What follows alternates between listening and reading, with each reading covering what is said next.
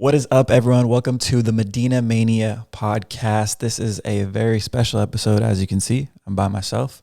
Haven't ever done this, so this is something new. But with that, we're going to jump right in as we always do. Today, I'm just going to basically be asking myself questions, and hopefully you get to learn a little bit more about me. And to be very honest, I did not want to do this, but I do feel like God put this on my heart to do, so I am being obedient to that. I feel like I have put this off for a long time, but here we are. And hopefully at the end of this episode, you'll know me a little better, a lot better, get to know me a little bit more. But with that, we're going to go through 3 questions just so you can kind of know where we're going with this. 3 questions, and we'll do some Q&A at the end. I threw something up on my Instagram for fun. But first, what have you been through? Probably specifically more so the last 3 years. What have you learned over the past 3-ish years? And number 3, what's next for you? So we're going to unpack that all today. First question is, what have you been through? Let's kind of start from the very beginning, and then we'll speed up to the last 3-ish years. But grew up in Buena Park, born technically in Anaheim, but born and raised in Buena Park. Moved to Corona for, a year or 2, and moved back to Buena Park. So pretty much always been Southern California my entire life. Have never left the state as far as going to live somewhere else. Yeah, I was born and raised Catholic, so that had a lot to do kind of with how I am. I was born and raised a wrestling fan as well. Those of you that know me know that. And pretty much everything else I got from my dad. I was wrestling fan, Dodger fan, Laker fan, all of that. And that was definitely had a lot to do with my childhood. But back to being born and raised Catholic. I was born and raised Catholic, wasn't ever really into my religion. I kind of just accepted it because we would go to church pretty much every Sunday. Never really questioned God. But I really do thank the Catholic Church and my parents and grandparents for continuing to take me to the Catholic Church, because I feel like that really established an understanding of God, even an understanding of Jesus. But eventually, my junior year of high school, I think, is when I started going to a Christian church. And that kind of developed more my actual relationship with Jesus. And I believe, my belief and what I know to be true is that the only way you are saved is through having a relationship with Jesus and giving your life to him. And so I was experiencing that. I was experiencing the actual church community, which I didn't really experience going to Catholic church. And eventually, I want to say around my senior year, is when I actually got saved, gave my life to Christ, professed him as Lord, and started actually living for him, repented of my sin, turned away from it. And that was, like I said, around my senior year, got baptized, I think the next summer, around there, and completely deconverted, I guess, from the Catholic faith and went fully into just Christianity. My church is non-denominational, so yeah. From there, so time I get saved, probably 2014 going into 2015-ish. From there, I actually started getting more involved in church, started serving. Eventually a job opportunity opened up for the media department. Those of you that don't know, I'm very much into photography. If you watch this podcast, know me at all, you probably already know that. But media position opened up, and I eventually got put on as their social media coordinator.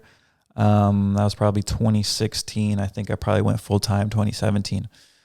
And was there for a while. And then we're going to kind of get into the more crazier stuff, I guess, more personal stuff as far as this video. But so was there for 2-ish, 3-ish years before I kind of left my job. Leading up to that point of leaving my job, I was actually married in 2019, high school sweetheart, and she was a big reason why I kept coming back to the church that I go to now. Honestly, like her mom would give me rides, all this other stuff. So I attribute a lot to my coming to Jesus because of her. But yeah, married in 2019. And long story short, eventually divorcing in officially 2022, filed for divorce at the end of 2021. Spoiler alert. But to go back, at the end of the day, we probably shouldn't have got married. Can we kind of explain why? Sorry, this is kind of hard. Basically, we weren't ready to get married, and honestly, we probably shouldn't have even been together at that point. We had people in our lives, our mentors, our close friends, telling us, "Hey, you probably shouldn't get married. Hey, you should at least wait," because we were going through a lot of stuff, probably all the way up until a month before the actual wedding. And at that point, in my mind, I was thinking, we're either going to get married right now and we'll work through our stuff afterwards, or we're just going to break up. And looking back on it now, we should have just broke up. But yeah, we get into this marriage and it's not good right off the jump. All the problems that we had follow us into marriage, and being very open and transparent. Like I had struggles with porn and masturbation. She had a lot of struggles with insecurity and trust issues. And we kind of very much brought that into the marriage. I wouldn't say those are the only reasons why we ended up not working out. Those are definitely key contributors. But right off the jump, I'll take a lot of the blame. I was not a good husband. I was very lazy for the beginning part of our marriage. And that kind of led to a lot of negative things that she would do as a response to not having a caring husband in me.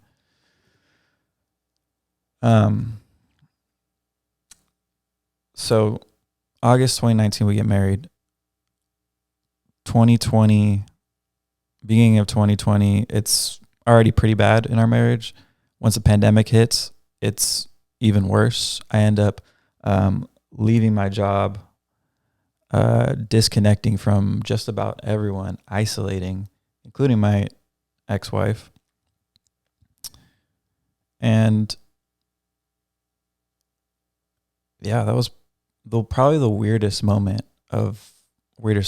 season of my life, because I know what I was thinking. I was thinking, I want to do whatever I want to do. I don't want to, listen to my conscience, really. I don't want to be a good husband. I don't want to be held accountable for anything that I do. And honestly, that was just kind of where I was at. That was my thought process. But I probably had that mindset for about 6-ish months. And just to tell you like how far I isolated, I had close friends texting me daily. Like I had real close friends, accountability, and praise God, those friends are back in my life now. But at the time I had people texting me like, hey man, I don't know what's going on. You're not texting me back and this kind of hurts, but I'm praying for you kind of stuff. So, and I still didn't respond. So that's where I was at. Eventually things got even worse with my ex-wife.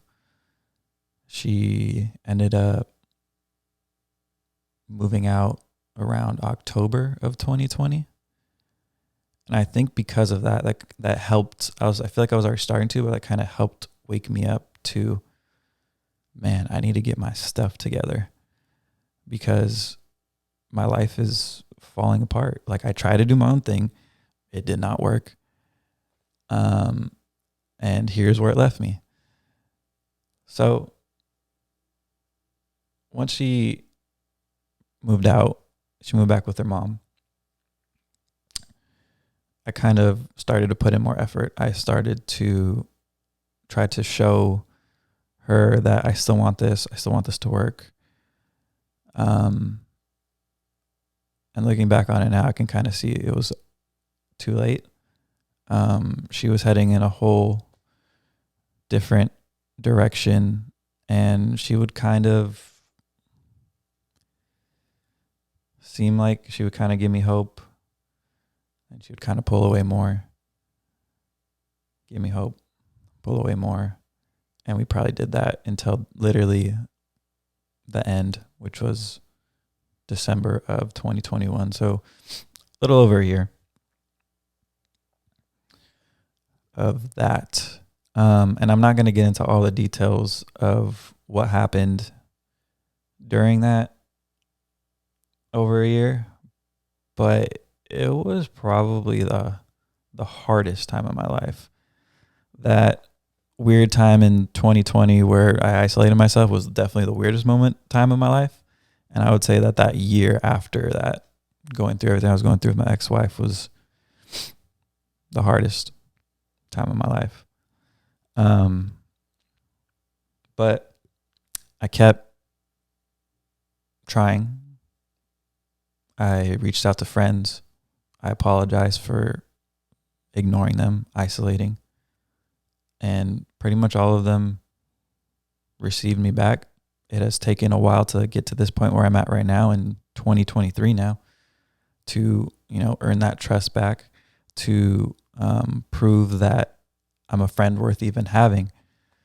I feel like relationships are just starting to get stronger again, even stronger than they were before.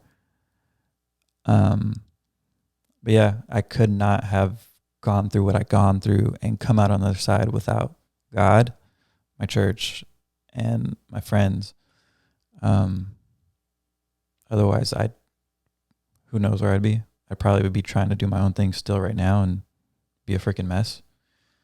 But yeah, let's fast forward to the end of 2021 when I actually filed for divorce.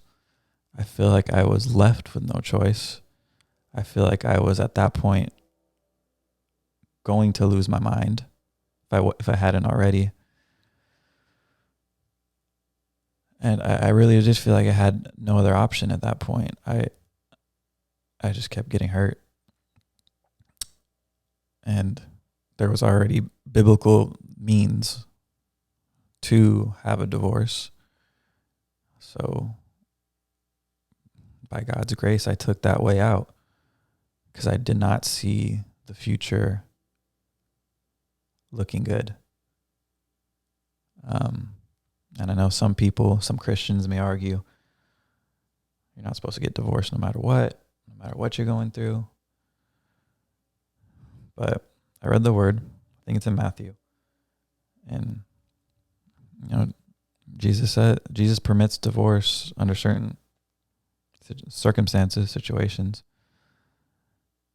And I felt like I had that out because of that grace. And God never wants to see divorce. I wish we didn't have to get divorced. But I really do feel like that was the best thing for me to do at that time. And yeah, I'm here now from the time that I filed, made that final decision. Takes 6 months to process. So in June of 2022 is when it became final. But like I said, she had been moved out, separated since October of 2020. And then it was kind of a tug of war from there. But yeah, I mean, I feel like I haven't been, or that was during that time, I had to be very close to God. Probably the closest to God I've been in my life during that time. And I am where I am now because of how I handled all of that. So seriously, like all praise, all glory, all honor to God that I am where I am now and being in a relationship with Him. And it's healthy, and I have the community, I have the accountability. So yeah, I'm really thankful for that. And 2022, it was crazy too. Went through a lot of stuff. I'm not gonna get into it. Thought about getting into it. I'm not gonna get into it. But I'm still here, and if it feels good. It feels good to be where I'm at right now. If you haven't noticed, if you've been watching the podcast, this is a new studio. I just moved to Bellflower a couple months ago. Was kind of hopping around. Was in Buena Park, Huntington Beach. Now I'm in Bellflower. And yeah, here we are. I have a lot of people telling me that they're proud of me. And at first when they were saying that, I was like, why? But now I kind of accept it, and I kind of understand what they're saying and why they're saying it. So yeah, it's been a lot. So I hope, you learned a little bit about me. I'm surprised I was able to talk for 15 minutes straight, because I usually cannot talk that long without someone else interjecting or talking along with me. So thanks for listening. But let's go to question number 2. Oh, completely forgot part of the story. Left my job at the church that I was at. Came back around January of 2021, 22, 21. Came back around January of 2021, and it was like a slower process of getting put back on the team. And that's where I am now, working same job, social media coordinator, for the church that I'm at right now. So praise God for that as well. Question number 2. What have you learned over the past 3-ish years? So kind of everything that I've talked to you about. Number 1, I've learned that God is faithful. I really had to put my trust in Him every single day, really, that He would get me through it despite any of the mental battles that I was going through, spiritual battles that I couldn't put my trust in. Couldn't even put my trust in my marriage. Definitely not. So I had no choice but to trust Him and really give that to Him. So yeah, I learned that God is faithful for sure. And practically, if you look back on what I said right before we got married, where I had my accountability, my mentors, friends telling me, hey, you probably shouldn't get married. Practically, I'm going to listen more quickly. I'm going to listen to the people around me because I know that they love me. I know that they care about me. And I'm going to apply whatever they suggest to my life. Obviously, I'm going to line that up with the word. So that's kind of practically too, is do everything according to the word. And Christians, we already know that we should live our lives according to the word. Sometimes we fall short. But when we actually live our lives according to the word, things are a lot easier for our lives, I would say. Had I taken that wise counsel, I might be farther ahead right now. I don't know. I don't like to look back. I don't like to regret. I feel like God uses everything for a reason, and He's going to use everything that I've been through to glorify Him and, to lead people closer to Jesus. I already know that. There's nothing that God can't take and make it beautiful, really. So, yeah. And then another thing that I learned over the past 3-ish years is that relationships are important. I would go as far as to say relationships are everything. Without my relationship in Jesus Christ, I am nothing. Without my relationship with God, I have no salvation. Once I die, I'd be going straight to hell, like pretty much everyone else. So yeah, relationships are important, but not just with God, with people. You can't do life alone. you need friends. You need at least one friend here on earth, someone that you can talk to, someone that can understand you, someone that you can understand. Because without that, without what I had, which was multiple people in my life, helping me, giving me advice, just being there for me. Like I said, I don't know where I'd be, but I'm here. So yeah, relationships are everything. Love God, love people. All the commands can be summed up into those two commandments. And I would say like a verse I wrote down. I took some notes before coming on here that I want to share with you guys as it pertains to the last 3 years that I've been through. And it kind of goes along with God uses everything, is Romans 8:28. And we know that God causes everything to work together for good of those who love God and are called according to his purpose for them. That's pretty much it. You're going through a hard time right now. You'll get through it eventually. I don't know when, but you'll get through it. If your trust is in God and you have the relationship with him, we have the ultimate hope to hold on to. Honestly, we may not get the relief that we want in this life. And that's okay because we have all of eternity to look forward to. That's why we always have hope. We never lose that hope. Obviously, we want hope here on earth as well. Maybe you get that, maybe you don't. But we have all of eternity to look forward to if we are truly Christ followers. Question number 3. We're good? Crazy that I'm talking this long, but here we go. We got like 7 minutes. Question number 3. What's next for me? Oh, what's next for me? I don't really know. I try not to think too far ahead. Maximum really a year at a time. But what's next for me? Right now, I know I'm planted at church. I'm planted at the church that I'm at. I'm happy with where I'm at. It's my home. And I really want to push forward the vision of that house. I want to bring a living Jesus to a dying world. And I'm just focused on that because I trust the church that I'm at right now. I think it's a very good church. The community is great. The mentors that I have there are great to access by working at a church to amazing minds and pastors. It's can't really get that anywhere else other than, another great church. So I'm planted at my church. I know that's next. That's where I'm at now. And that's where I'm going to be at for probably a while until God calls me to something, but I don't see that in the near future happening. So I'm there.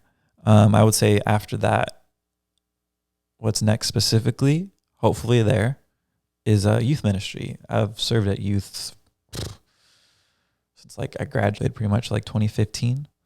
What is that? So we're coming up on 8 years. Probably about 7 years total that I've served with the youth. And I really just want to get plugged in. I'm already plugged in. I really just want to dive deeper into that and specifically to the relationships that I have with the kids. And maybe some of kids are watching right now. I love you guys. You guys are a lot of the reason why I do what I do. I just want to see you guys grow in Christ. I want to see you guys have a full, fulfilling relationship with the Lord, because a lot of you guys go through so much stuff that you shouldn't go through as a kid. But like I tell you guys, if you're watching, I'm here for you. I'm always going to be here for you. Text, phone call away. You guys got my number. So yeah, youth ministry, hopefully to dive deeper into that. And as well, this podcast, hopefully, I feel like this is the first step of, I guess this will be season 3, technically. First step of obedience in this next season for the podcast was to film this first and foremost.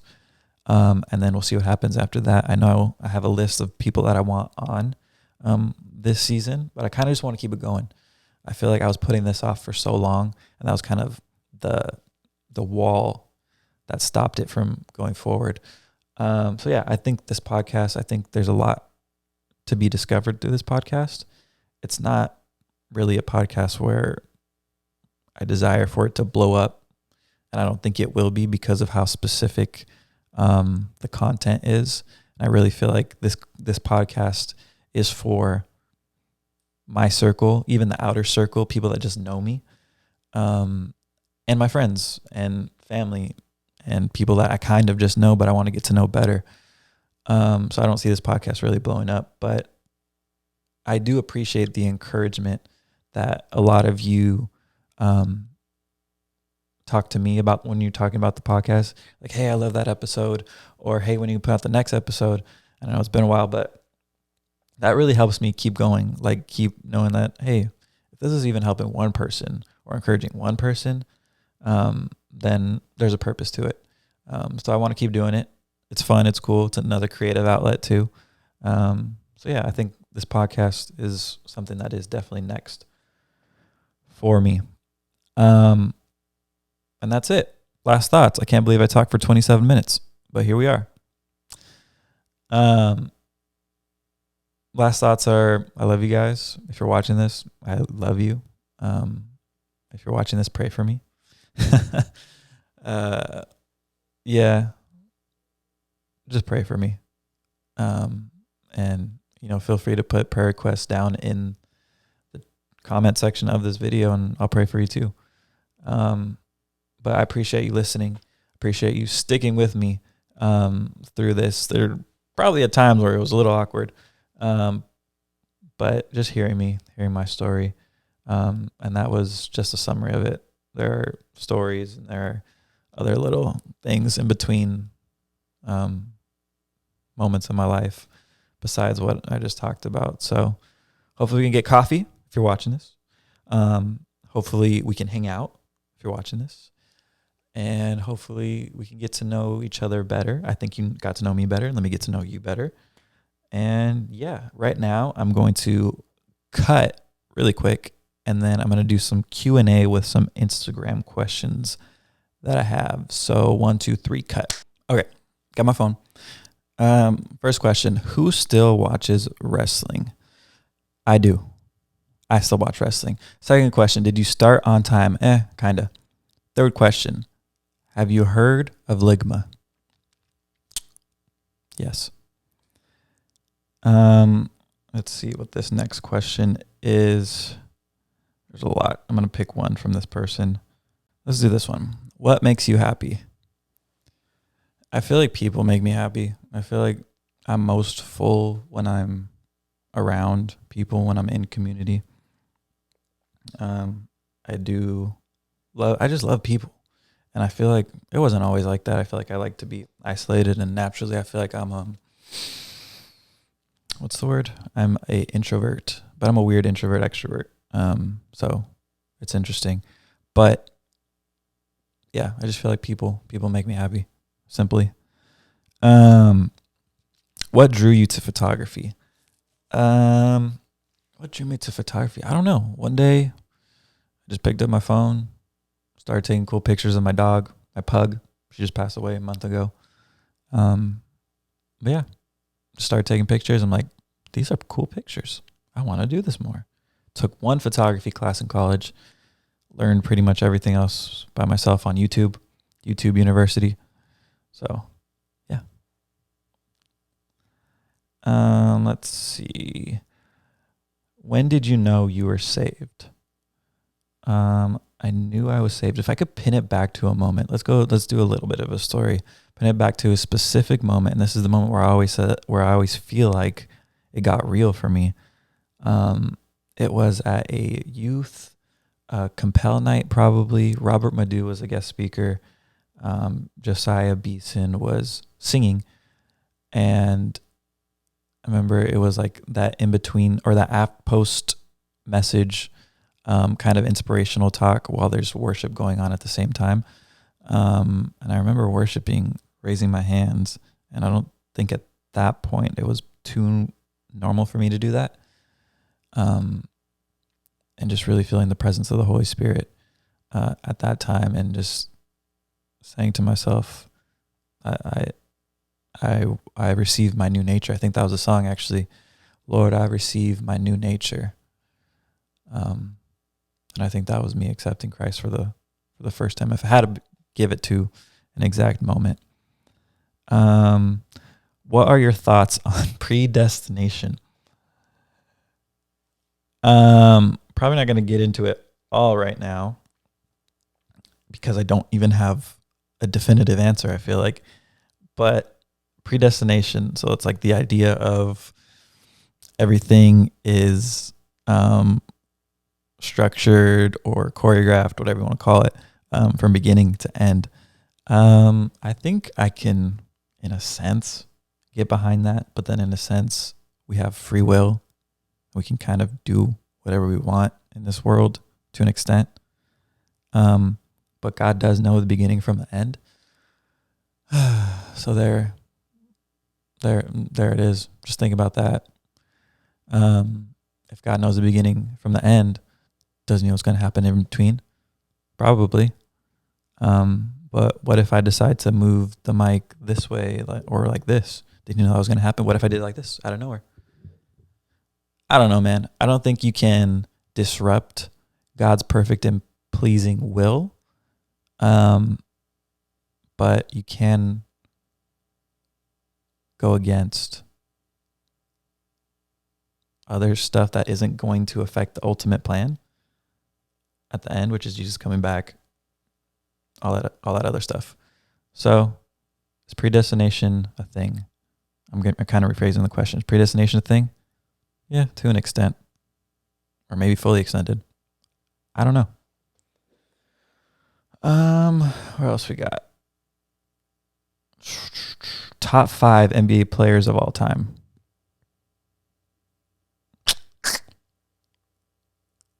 Kobe, LeBron, Michael Jordan, Kareem, Bill Russell. Don't hate me for that. Just leave a comment.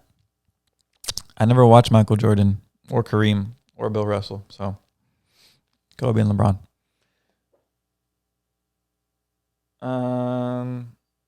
Also, I hear Allen Iverson's pretty good too. What makes you laugh every time? What makes me laugh every time? Probably a good Yo Mama joke makes me laugh every time. A good timed Yo Mama joke too.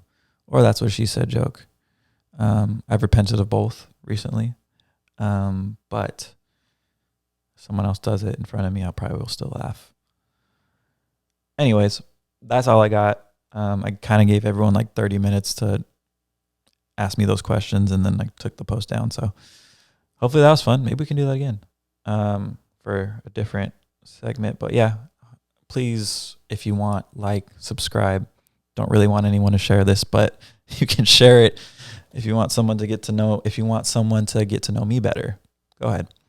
And we'll have more people on this season, so get ready for that. And yeah, if you have any suggestions of who you want on the show, Medina Mania, feel free to leave a comment for that as well. Love you guys. Peace.